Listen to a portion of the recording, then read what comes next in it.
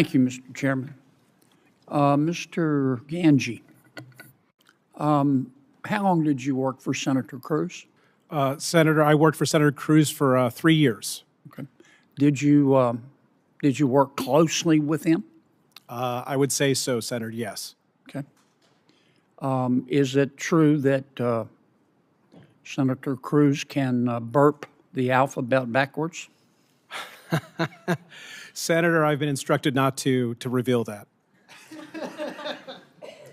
Is it true that growing up, Senator Cruz had an imaginary friend who his parents actually preferred?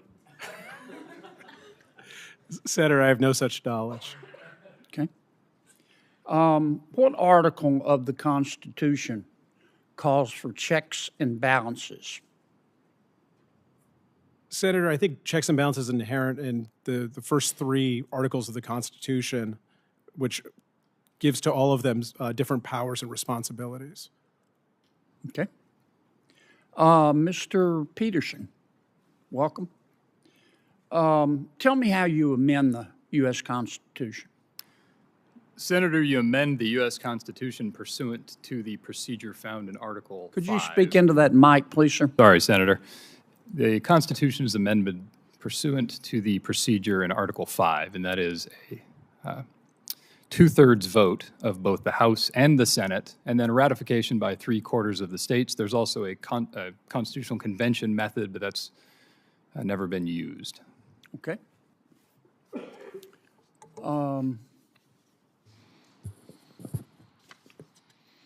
Mr. Fowles, how are you? I'm doing well. What's the warrant requirement?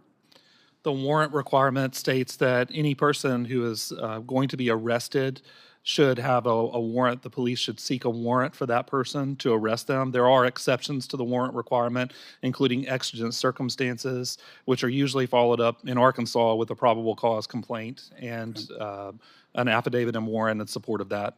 What about to search someone? Do you have to have a warrant? Yes, that is. Let me amend that. Does the warrant requirement apply to search and seizure? Yes, according to the Fourth Amendment to the United States Constitution, there shall be no unreasonable searches and seizures without a warrant. There are obviously exceptions to that as well, including the Carroll-Ross doctrine for movable objects, exigent circumstances, when Tom simply doesn't permit to be able to seek a warrant from a magistrate or a judge. But yes. Could Arkansas decide that it doesn't want to follow the federal rule, that it wants to require a warrant for all arrests and all searches and seizures with no exceptions?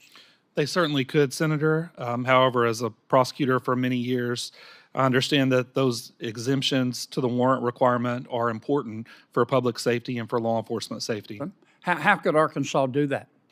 Arkansas could pass a law with the state legislature to say that a warrant is required for every arrest that's made throughout the state of Arkansas. And obviously, that would be subject to challenges in both state and federal court. And if Arkansas did that, why doesn't the supremacy clause overrule Arkansas? It certainly would be an argument if that was challenged in federal court. Well, who would win? I'm not sure, without knowing more facts about how the statute was drafted and being able to examine exactly, the type of legislative interpretation that goes along with that. So without more facts, let me give you these facts.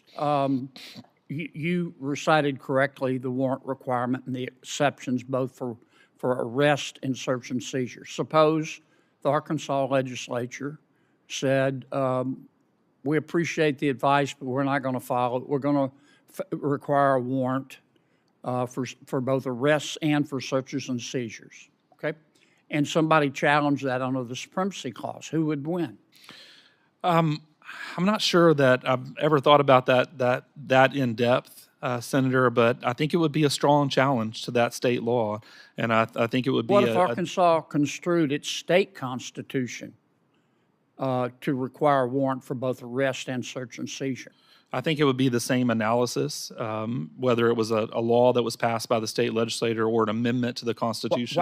Why couldn't Arkansas Have you ever heard of the adequate and independent state ground doctrine? Yes, Senator. Why wouldn't the adequate and independent state ground doctrine apply there? That certainly would be an argument that one of the parties could make in support of that Arkansas state law.